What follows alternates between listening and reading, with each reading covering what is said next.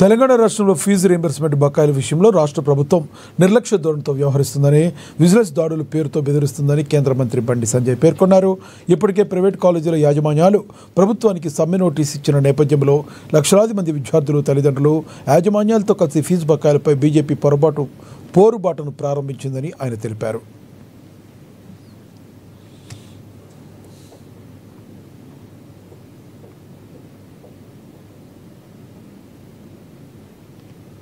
Fee బకాయిలపై కేంద్ర మంత్రి దృష్టికి ప్రైవేట్ కళాశాలల యాజమాన్యాలు ఈరోజు ప్రైవేట్ కాలేజీ యాజమాన్యాలతో కేంద్ర మంత్రి బండి సంజయ్, ఎంపీ డాక్టర్ లక్ష్మణ్ భేటీ అయ్యారు. బకాయిల చెల్లింపులపై రాష్ట్ర ప్రభుత్వం ఇచ్చిన హామీలను నిలుపుకోవడం లేదని కాలేజీ యాజమాన్యాలు బండి సంజయ్కు చెప్పి వాపోయారు. నెల బకాయిలు చెల్లిస్తామని అసెంబ్లీ సాక్షిగా సీఎం రేవంత్ రెడ్డి ఇచ్చిన హామీ కూడా నెరవేరడం లేదని వారు బండి సంజయ్, లక్ష్మణ్ల దృష్టికి తీసుకెళ్లారు.